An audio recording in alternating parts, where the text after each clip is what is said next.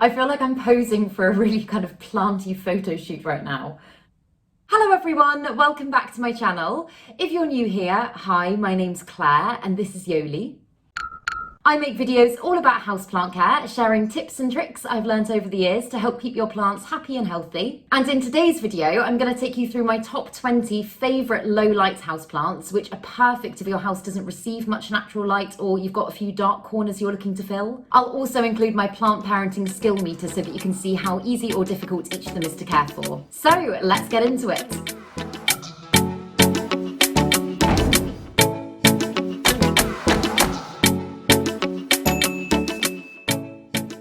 So it's important to say first off that all plants will require some natural light in order to grow, even if it's not a lot, and there's really no such thing as a zero light plant. There's a few really important things that I want to say about keeping plants in low light areas, but I will take you through my top 20 list first and then I'll go through those afterwards. So the first on my list, and perhaps the most well-known, is the snake plant. Snake plants can not only cope insanely well in low light conditions, but they're also probably one of the easiest plants in the world to look after, so perfect if you're just starting out or if you're looking for something really hardy. They really don't require much care at all, but look really beautiful and have amazing air purifying qualities. NASA actually did a study on their air purifying qualities and their ability to be able to remove toxins from the air, so yeah, they're just really great plants to have around the house. They are, however, toxic, so just bear this in mind if you've got pets or small children. Next up is Pilia peperomioides, commonly known as the Chinese money plant. These ones are pets friendly and again really easy to care for. They're super flexible in what they can cope with lighting wise, but they can absolutely survive in lower light conditions. They're also really easy plants to propagate, so if you're looking to add more plants to your home for free, then these ones are a really great shout. The Chinese money plant, hence its name, is also supposed to bring good luck and wealth to whoever owns it. And on that note, I'm off to fill my house with them. Another low light plant that I absolutely love is the Calathea, commonly known as the prayer plant. This plant has so many beautiful varieties. The one that I've got here is a leopardina, but I've showed you some other types of really gorgeous Calathea that you can find in my other videos. Calatheas are known for being slightly temperamental plants, so if you're first starting out, they might not be the best choice, but once you get the hang of what they like and don't like, they're actually pretty easy plants. Again, these ones are non-toxic too, so perfect if you've got pets or small children. They're one that almost doesn't look real, like their leaves are just so perfect, and some of the colours you can find them in are insane. Next up is one that I don't actually have with me, so I'll pop some pictures in. It's the cast iron plant. These are such beautiful plants that are ridiculously easy to care for and can grow to be huge, so they're great for adding a lovely jungly vibe to your house. They're really hardy, forgiving plants that can go weeks on end without water, so if you're looking for something that essentially thrives on neglect, then this is the plant for you. They're also pet safe, which is great. I used to stock these plants back when my shop was open, but I don't actually currently own one of my own, so it's definitely a wish list plant for this year. Another really popular plant that's more than capable of surviving in lower light conditions is the Monstera deliciosa. I've just got my big variegated one here today, but I have shown you my other ones before. This is one of my all-time favourite plants. It's super easy to care for and really adaptable to lots of different conditions. Although they'll always grow best and fastest in bright and direct light, I've actually got my big large form Monstera next door in relatively low light and she's doing really well. Their growth just usually won't be quite as fast. They're also super cheap to buy nowadays, which is a bonus. They are, however, toxic, so that's something to bear in mind. I know I'm kind of whizzing through this list, so if anyone wants to know any more details about any of the plants, drop me a comment down below and I'll get back to you. Next is the Pothos plant. These ones are ridiculously fast growing. I'll pop a clip in of this one from a couple of months ago so that you can see how much she's grown in that time, but honestly, it's insane. Although they're not pet safe, because they make such lovely hanging and trailing plants, they're really easy to keep up high out of reach from paws and small hands. They're fantastic beginner plants and they're also really easy plants to propagate, so again, really great if you're looking to add more plants to your home without spending loads of money. I feel like I'm posing for a really kind of planty photo shoot right now.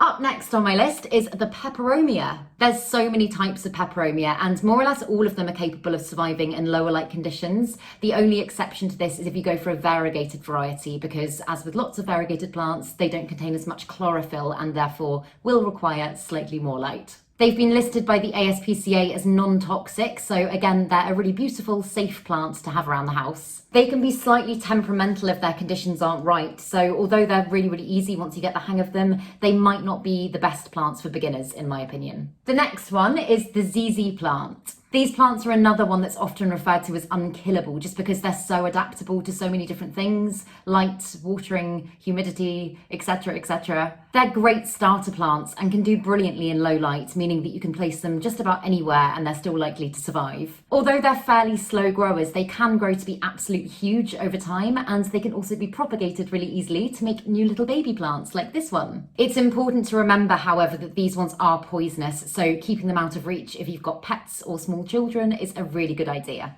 Again, I don't have this next one with me today, but I've shown you it before, so I'll pop a clip in. It is the Dieffenbachia. Until recently, my big Dieffenbachia Vesuvius was down in my basement room with me, which really doesn't receive much natural light at all, and it was doing really, really well. Something really important to mention is that the sap of this plant contains calcium oxide, which is not only toxic, but it can actually harm your skin as well if you don't handle the plant correctly. I always wear gloves when I prune this plant and keep it far away from Yoli for this reason. It is gorgeous though, super low maintenance and really adaptable. Next up is the Syngonium. I'm actually storing quite a lot of my plants with a friend at the moment just because I'm running out of space, so the only type I've got with me today is a Syngonium albo. Variegated plants like this one, as I said earlier, will always require slightly higher lighting conditions just because of their lack of chlorophyll. But there's so many gorgeous types of Syngonium you can get that will cope absolutely fine in lower light conditions. These plants are toxic, so again, it's a really good idea to keep them out of reach. This next one isn't one that you might expect to see on this list, and I've actually got a bigger one here behind me as well, if you can see, but it is Euphorbia Aquarensis. Although these plants tend to do best and grow faster in brighter light, I've got a little one that's been down in my room with me now for about 8-10 months, and my room really doesn't get much natural light at all, and it's doing really, really well. As with lots of plants, their growth rate will usually increase in slightly brighter light, but this one has proved to me just how adaptable she really is. Besides the fact that they're poisonous, they're also, I don't know if you can see, quite prickly, so that is definitely something to bear in mind, especially with the bigger ones like that one there, because that prickle, ow, I just spiked myself putting it down, that prickle will hurt. The next great low light plant is the Agalinema, commonly known as the Chinese evergreen. These plants are so beautiful, really low maintenance, and can survive in extremely low light conditions. As a general rule of thumb, the lighter the colour of the leaf, the more light it's going to require. So the paler green and pink varieties are going to need slightly more, but the darker green types of Agalinema are known for being able to cope in next to no light. They're not pet friendly, unfortunately, but look really beautiful in hangers, so can be really easy to keep up high out of reach. Next up is the Dracaena. I've showed you this one before, but it's another one that's been oh my words, living with me quite happily down in my room where there's very little natural light for quite a while now. They don't require a huge amount of care, so they're perfect if you're just starting out or if you just don't have a lot of time to dedicate to plant maintenance. There's so many beautiful varieties of Dracaena to choose from. This one here is a lemon lime and I just love the colours of it. But as I say, there's loads of different types and all of them will cope with fairly low lights. Just to mention, these plants are toxic, so keeping them up high, out of reach is a good shout. The next one, again, isn't one that you might expect. It's Anthurium clarinervium. It's important to say that these plants will always do best in bright, indirect lighting conditions. However, it's perfectly possible for them to adjust and cope in lower light. I know this for a fact because mine lived with me at my old flat that was ridiculously dark and dingy for over a year, and she was perfectly happy. They're not the fastest growing plants in the world, and the less light they receive, the slower they're going to grow. But if you're looking to add something slightly rarer to your collection, these are one of the best rare plants I've found at coping in lower lights. Unfortunately, these plants aren't pet friendly. I don't actually think any type of Anthurium's pet friendly. But yeah, that's something to bear in mind. Next, I've got English ivy. These plants have the most incredible ability to cope in almost any lighting conditions. Because in the wild they're quite an invasive species, it makes them super adaptable and really tolerant of lots of different environments. They're also super easy plants to propagate. I've done it loads of times with ivy I've picked up when I've been out walking with Yoli. But again, the darker green ivy is going to be a lot better at surviving in lower light conditions as opposed to the white variegated sort. They're really well known for being poisonous, but again, they make really lovely hanging or trailing plants. So again, you can keep them up high out of reach quite easily. Next up is the spider plant. These ones again are known for their air purifying qualities and are also really easy to care for. This one's a little variegated spider plant that I took as a plantlet from my mum's big plant. They're really easy to care for, really easy to propagate, really great plants. You can get loads of different varieties of spider plants, either variegated like this one or darker green or completely green. And although all of them are technically non-toxic, they can still cause a nasty tummy upset, so don't eat them basically. Next on my list is the Hoya. This one is a Hoya Crinkle 8, but lots of types of Hoya will be absolutely fine surviving in lower light conditions. Again, as I've already said, variegated varieties will always require slightly more light, but for your kind of solid darker green Hoyas like this one, they'll be absolutely fine with slightly lower light. They're technically not toxic, but their white latex sap can irritate your skin and mouth, so always wash your hands after pruning or propagating them, and yeah, probably don't eat them. Probably don't eat any of your houseplants really.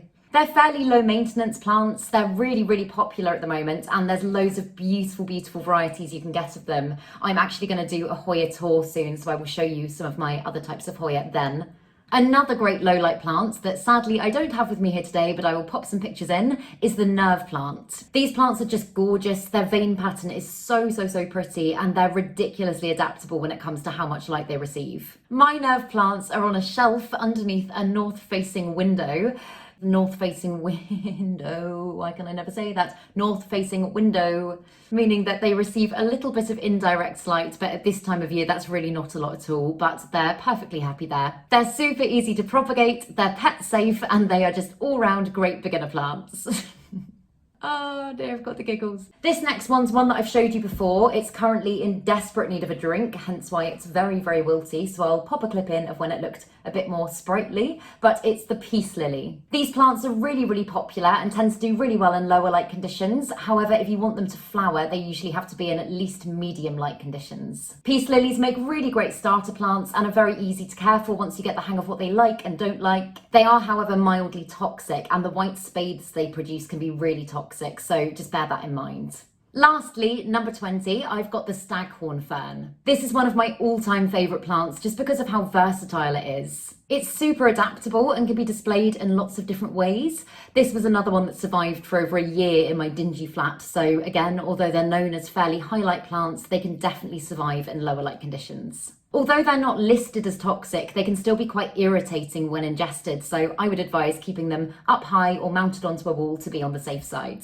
So that is currently my top 20 list of low-light houseplants. As I said at the beginning, before rushing out and filling your home with loads of low-light plants, there are some really important things to think about. Before I talk about them, I just really quickly wanted to let you all know that the lovely team at Suttons have just launched a new gardening club, which I am now a member of. Thank you, Suttons. They've got a great selection of houseplants, as well as seeds and outdoor planty bits, and are offering loads of incredible deals throughout the year for members, including 10% off every order, £20 worth of vouchers, and much, much more. It only costs £10 to join for the entire year, which I think is pretty incredible. So if anybody's interested, I'll leave all the details in the description box below. So, some important things to remember with so-called low-light plants. Note how I said throughout this video that a lot of these plants will cope in lower light conditions. It's really, really important to remember that even if a plant's coping, it might not be thriving in the same way that it would be if you were to increase its light. All of the plants I've spoken about in this video are very adaptable, and a lot of them very well suited to growing in lower light conditions, but with almost all of them, their growth will likely be slower than it would be if you were to keep them in medium or bright lighting conditions. Take snake plants, for example. They're one of the most well-known plants for being able to survive in lower light, but they will actually do best and grow fastest in bright indirect light. I actually showed a comparison in my recent snake plant care video between one that had been kept in lower light conditions and one that hadn't, and you can really see the difference between the two. I'm only mentioning this because so many people assume that their plants will perform in the same way in super low light conditions, and a lot of the time they just won't. Another really important thing to remember, and this goes for all of your houseplants, but it's particularly important for the ones that aren't getting as much natural light, is that dusting and wiping their leaves regularly is so important. A layer of dust and dirt basically acts as a filter, meaning that any light they're receiving gets blocked basically, and if they're not getting that much light anyway, it can mean that they're essentially receiving no light. So yeah, Dusting and wiping the leaves is super, super, super important. It's also the best way to prevent pests. For the same reason, rotating your plants regularly is really, really important so that it's able to absorb equal amounts of light from all angles. If you don't do this, then chances are you'll notice the growth either start to become quite lopsided, kind of heavy on one side and not a lot on the other side, or you'll notice the side of your plant that isn't receiving as much light start to kind of wilt, die off, not look very good. So yes, rotate your plants. Lastly, if you do live somewhere super, super dark, investing in a decent set of grow lights to help keep your plants happy is a really good idea. Not all grow lights have to look horrible. Some of them nowadays even just look like really pretty lamps. I've made some videos before about how to choose grow lights and ones that I would personally recommend, so I will link them in the description box below. If anyone's got any questions, feel free to comment them down below and I will do my best to help. I really hope this video was useful. If it was, please make sure to give it a thumbs up, subscribe to my channel, have a lovely day, and I'll see you in the next video.